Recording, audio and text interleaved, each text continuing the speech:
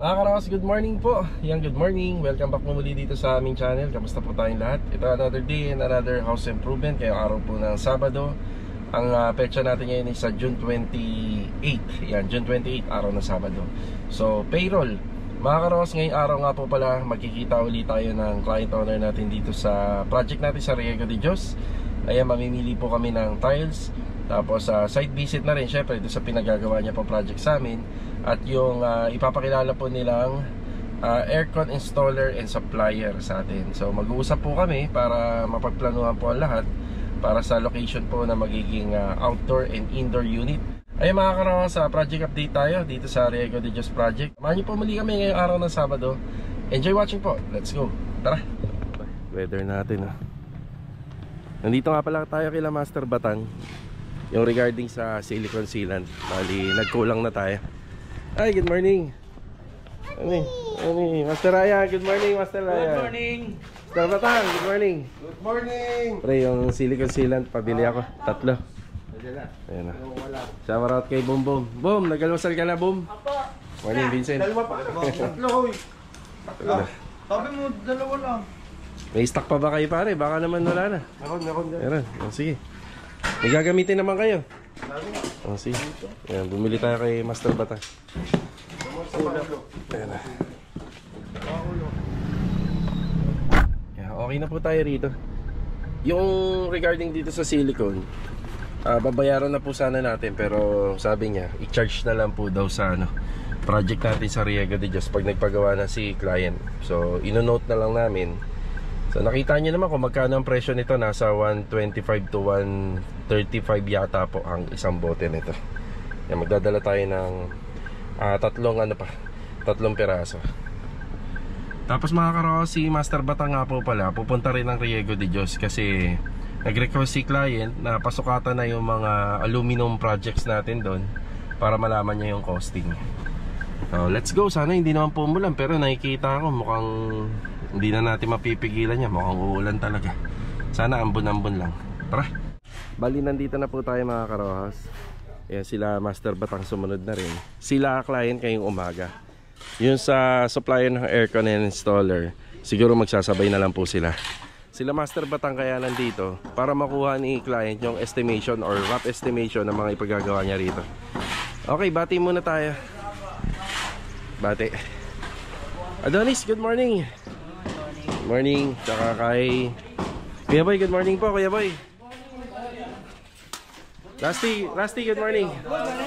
Kay Kuya Chris, kay Kuya Arwel, kay Bilog, Good morning. kay Marvin, Good morning. kay Master Jojo. Good morning. Yan, nabati ka na sila. Gian, good morning. Pre, saglit lang ha. Pati ito, sliding. Hindi pa to, mas wala pa yung time. Hindi, rough estimation lang rough estimation. Akit muna tayo. Tapos ngayon nga rin po pala darating yung PVC panel natin dito. Kuya Doming, good morning po. Yan. Yan, sasamahan ko lang sila Master Batang muna sa mga pinapasukatan natin. Pare, ano tayo, one way para hindi kayo malito. Lagyan mo sa first floor. Yan, first floor. Yan, sukat. Glass and aluminum, pare. Glass and aluminum. Tsaka ito rin, glass and aluminum.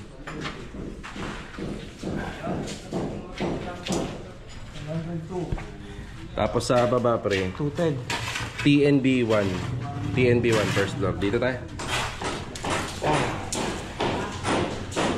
Parang sliding din lang ito, dalawa. Sliding. Hindi, isa, hati lang. Gusto niya malaking opening aluminum door panel.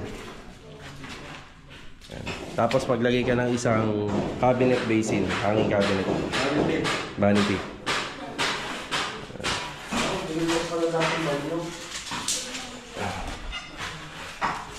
Okay. Dito tayo. Pre, bar counter. Bar counter. Simula dyan hanggang dito, pare. Ito. Yan. Bar counter. Made of aluminum. 250. Sige. By 110. 250 by 110. By 110. By 110. Anong height? Height. 100. Lapan. By 50. By 50. Hindi ka ba nalilito dyan, pare? Hindi naman. Yeah. Anong pinakakusinan? Ito. Ito kusinan. So, 60 by 3 meter by 90. Yan. Up and down na yon. 60 by 3 meter. 60 by 3 meter by 90. Yan. First floor. Hindi natin pa pala kahit sa mga May countertop yan. Yan yung sa bar counter. 60. By 1 9. meter ang taas. 3 meters. Ang haba. Baba. 1 meter ang taas. Ang lapad. Hindi, 90 lang. 90 man. 90 lang. 90 lang. Taas, 4 meter sa taas. Hindi, dito na rin. Sa taas. Hindi, 3.5 mo na lang para ano masyado. 3.5 by 45 by 50. 50 o 60 ba yung ginagawa nyo? 60? Pag gano'n? Cabinet, ibabaw. Ano yun? 70 yun. 70 by 70. Tapos 45 lang yan. 45 ang lapad. Yeah. Tapos 3.5. 3.5. Okay, tara, dito tayo. Ito pare. Nababawasan pa yan. Sukatan mo na yan ang sukat niya, pero mababawasan pa yan eh. Okay. Magpa-final pa naman kaya. Hindi, susukatan mo na yan ang sukat niya, magpa-final pa naman eh. Yeah. Ano plano dito, Oning? Hindi, slide up. Ay, slide up. Slide up. 60 by 130. Yan na. Lahat na ba? Ha? Tayo sa taas, pare. Wala nang babaguhin dyan. Screen door, pare. Screen door. Screen door. Sa dalawang bintana, pre, hindi na babaguhin. Lumundok, tutukunan talaga. Hindi na babaguhin yung sa ano. Screen door. Tutukunan yan. Ganda sana kung wala, ano? Pre, sa taas tayo, pare. Tara. Tapos may vanity rin. Ito. Second floor ka na, pare, ha? Oh, yan. Para second floor. Ito, Yeah. pintuan. Pintuan, aluminum door panel. Sige, Doming! Ano ba? Isa na! Isa na! Ano? Palatada! Ano ba tayo inom? Pare, magtatrabaho pa yan, pare. Huwag mo na ano. Ano ba tayo magkakapuon? Tapos isang vanity. Tapos dito, pare. Window, glass and aluminum sliding. Yan. Glass and aluminum sliding. Pare, bigyan mo nga kami ng idea. Magkano? Ano i-complete? Nasa 400,000 ba? Una ka! Wala! Okay. So, saka na po. Ayan, bali, Bosa mo. hindi na po yan, hindi na po natin sasabihin dito. Bali, kay client na po natin, ide-direct. Pre, yung message mo sa messenger, i-screenshot ko na lang, pasa ko kay mama. Pero bakit ito may gabay din? Oh, meron din to, syempre. Dami pa rin, no? Times. Ano nga kami rito? 7 months nga. 7 months ang trabaho. Sa buwan na lang. Nakakailang buwan pa lang kami. O, paano pare ha? Thank you sana. Thank you. Salamat. Sayang hindi kayo nagtagpo ni ma'am. Kaya una na po sila. Bali ang hintayin na lang natin yung sa supplier ng aircon at saka sila ma'am. Pare, salamat. Thank you. Nakapare ng kain pala, no? Hindi, ano na yan, papatagin na lang. Linis kami. Bago ito, popularingan. Paplaringan. Papalakan dito sa mundo ng picturahan. No? Dami, Dami. Nasa labas lang muna tayo. Yan, kasama natin si Adonis. Yan na. Okay, pupunta po tayo rito sa hardware. Bali, mamimili po tayo ng kailangan sa mga fittings ng paglilipat ng metro. Dahil yung metro ng tubig ay nakapasok po sa loob ng kanyang fence. Ayan. Pero the rest nung kailangan namin ngayon ay pina-order na po natin doon sa ELC Hardware. Tara doon. Ito tayo. Ayan yung kailangan natin. Yun. Saka siya dyan? Ano pa? Yun. Tsaka ano po, male adapter na 3/4. Payat. PPR. PPR pa din. Bali, 4. Tapos female adapter 1/2, 2. Mga binili po natin. Yan, fittings na mga PPR pa. Yan, para po sa ano yan, sa metro ng tubig. Yan. Halos dito kasi natin mabibili lahat. Yan. Yung location po ng tubig, ililipat po natin. Tapos mga bagong pyesa na po lahat yon dahil gawa ng mahirap na tanggalin nyo. Hindi na yung basta-basta mababaklas. Kaya bagong pyesa na lahat. Nakabalik na tayo rito sa Riego de Dios project. Andito na nga rin po pala sila na client. Ayan, bali yung rough estimation nila Batang, ipapasa na lang po natin sa kanila. Bali may changes po kasi kami rito sa roofing. So idadagdag na lang po natin sa mga vlog po natin. Magandang araw po.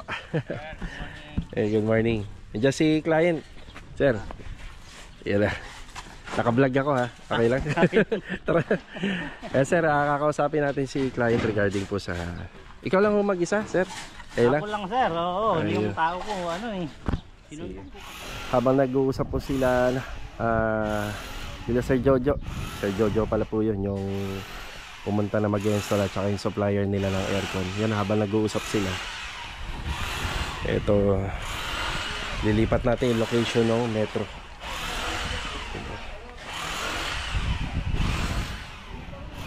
Tapos dito naman banda, inaasikaso na yung electrical. Bali yung papasok yan dito sa ano, sa meter base, papasok dito yung parang pinaka-enterado niya. Tapos yung paghahakot naman po ng ating mga panambak. So nung gumagawa kami dito, inuumpisahan namin to, doon namin halos na ilagay yung mga panambak, kaya binabawasan na po namin. Papantayin na po natin yung lupa, ilalagay natin sa level. May mga inaasahan tayo na paparating na materyales. Yan, mga tubo, pipeline, hollow blocks at saka buhanging graba. Ay si Kuya Doming yung banda. Yan yung additional na window na pinadagdag ni client dito. Yan, after lang po nila mag-usap, pupunta naman po kami sa tile center dito sa City Mini Home Depot sa Paradahan. Yan, pipili po kami ng tiles na para po rito. Lakas ng pressure ng tubig dito. Oh, lakas.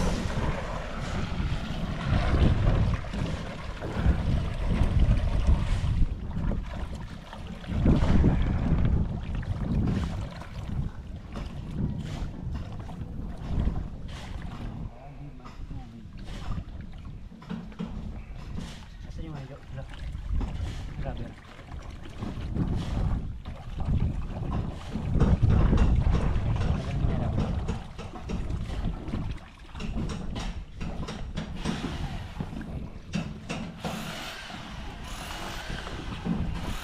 Nakakaraw sa tanghalian na po.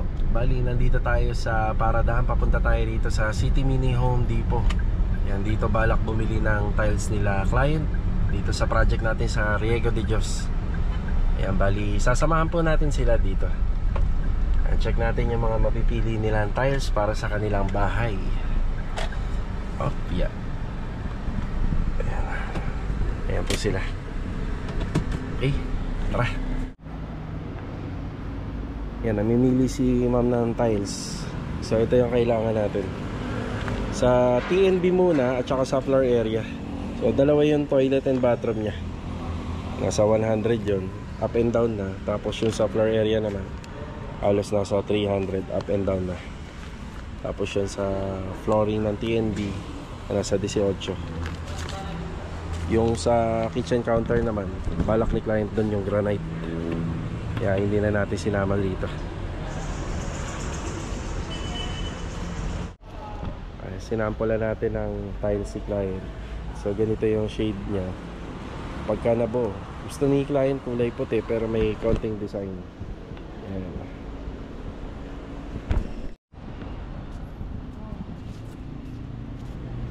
Yan, pipili na lang si client dito kung alin yung gusto niya.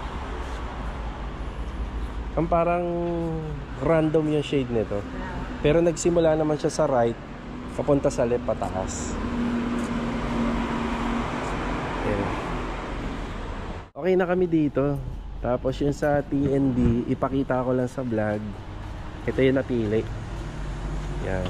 Sa second floor. Tapos sa first floor. Tapos may combination po siya na ganito. Yan. Tapos ang final na napili nila ma'am sa floor area yung ganito. Na tiles. Kung tutusin lang, marami pang tile center dito. Pero ito kasi yung pinaka maraming stock. Alam mo naman may mga issue tayo sa tiles. So ito yung napili nila. Kapag binuo natin to, ito yung pinaka araw o yung parang pinaka shade na susundin natin. Yan, nagpalatag pa kami ng 3. Pero ito yung the best. Yan. Sa in-order po namin, umabot po lahat ng 366 pieces na 60 by 60. Kasama na yung sa floor area, first and second floor, at saka sa dalawang TND. Yan, okay na po sila client dito. Yung pinamili natin na tiles, tingnan natin kung magkano. Bali, sobrang dami po nun. Kasi malaki yung unit. Sa tansya ko, nasa less than 60k yun pa lang. Yun pa lang po yung binibili natin. Nasa 366 pieces. Yan. Magkano ma'am? 56,000. Delivery na rin to, no? Apa. Yan, nasa 56. So, yun na. Okay. Nakabalik na ulit tayo dito sa Riego de Dios project. Yan, 220. Yung panambak natin dito, yan, halos dumami na naman po uli. Gawa nung nag-adjust na po kami rito. Kasi yung mga tambak po dyan, hindi pa naman po namin lubusan na tanggal lahat. Sa graba, may paparating tayong materyales. Tapos buhangin na may nadagdag tayo isa. Ayun yung sa buhangin, dagdagan tayo. Tapos sa materialis natin sa waterline, lahat po PPR pipe. Ayan, powder tayo rito. Tapos may makikita tayong linya ng tubo. Dito nga po pala magkakaroon ng baitang or step. Tapos sa PVC na D3 at saka D2. Yung D2 wala pa, parating pa lang. Tapos yung karagdagang elbow natin. Yan na. Yan na.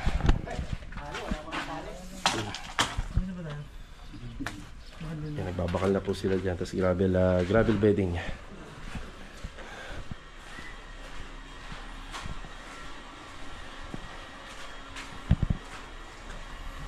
Si Kuya Doming dito.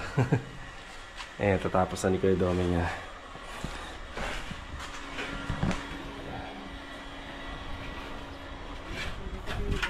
Yan, may kulang pa. Bali graba at ilang pang materyales na hindi pa dumarating. Yan, hindi naman magagamit lahat yan. Kumbaga, pondo na po natin yan hanggang sa matapos natin to. Yan, ka-spacing.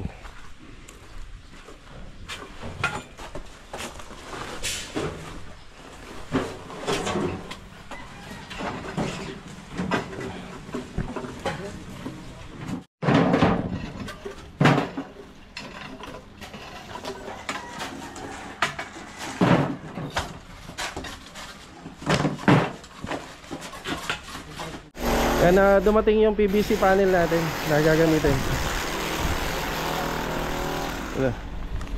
Asana po yan, 150 pieces. 150 na kaya? 160 pala. Ayan, halos kasing presyo ng tiles, 54k. Ayan. Bali 4 meters po yan ang sakop niyan, yung buong loob. Ay, hindi naman natin lalagyan dito sa labas. 20 by 40.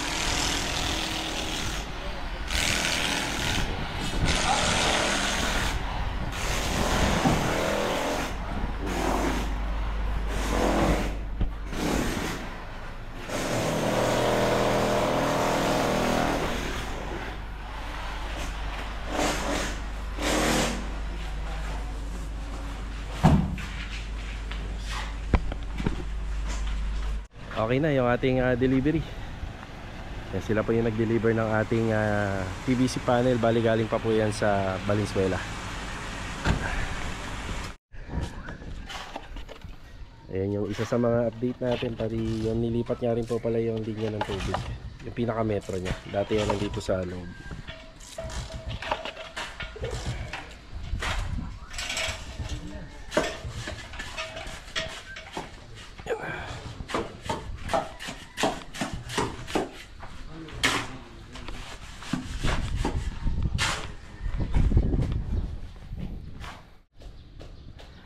Ayan mga karos, hanggang dito na lang po muna yung vlog natin ngayong araw ng Sabado. Maraming salamat nga pala sa magandang weather. Akala ko magtutuloy-tuloy yung ulan kanina simula nung umaga. Ang update natin ngayon, bali sa mga panambak, medyo dumami uli, no? Ayan, dumami uli siya. Schedule po natin ito ng Hakot Panambak.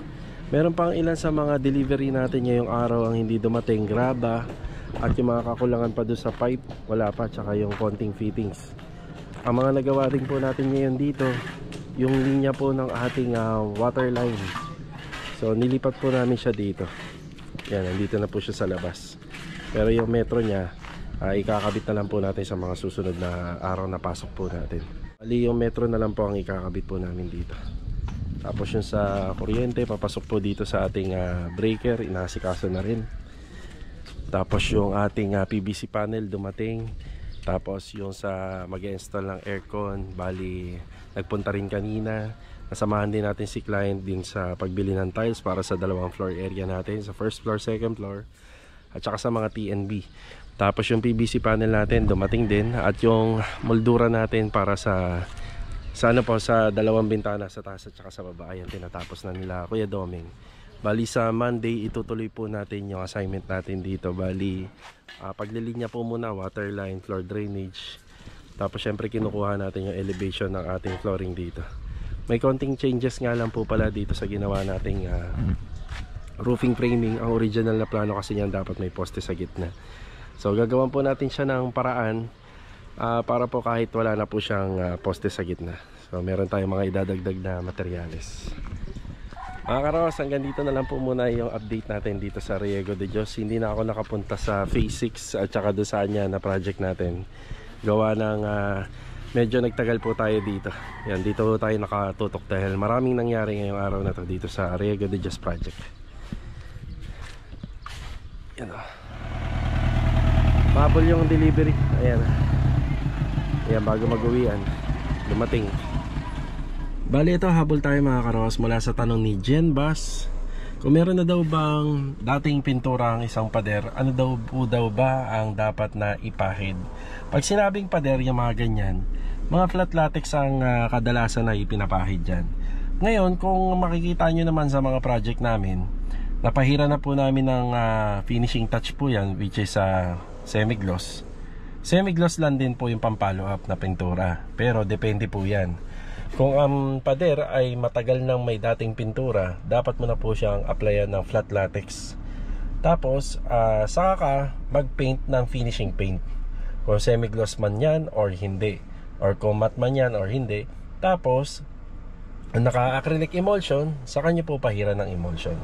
Pero kung ang pader ay may existing na acrylic emulsion finish, dapat nyo po siyang i-flat latex.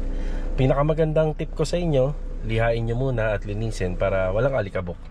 Yan, sana nakatulong po yung aking sagot sa inyong katanungan, sir. Yan, shoutout din kay Tin Yoko Noel G.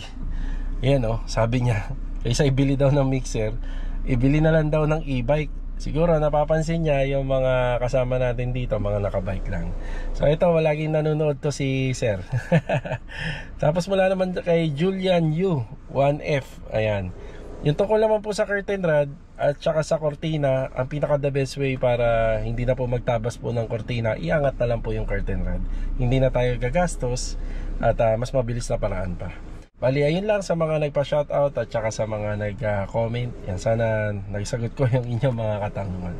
Bali, kulang yung delivery natin doon sa truck, pero hindi naman nasama sa mga binayaran natin. So, bumili na lang po sila sa labas. Ayan, PVC dos. Thank you, Don. Yan lang yung binili niya, fittings. Okay na, sige. Ito na tayo sa bahay. Ito, papasahod tayo. Pagod na pagod si Kuya, Richard. Kamusta yan niya, Kuya? Ayos lang, palitada kayo, no? Biga na lang yun, di ba? Sige, sige. Sahod. Mga pintor. Yeah. Hindi na, kamusta yung project natin doon? Basta boss, wala ba na? Tagumpay na. Sige. Wala na talagang kakalat-kalat doon boss. Salamat, salamat. Lahat na basura, wala na. Palitan, wala na. Yun, no? Yeah, sahod muna tayo. Yung kabila, konti na lang din. Oo. Silipat naman sa kabila. Sa kabila.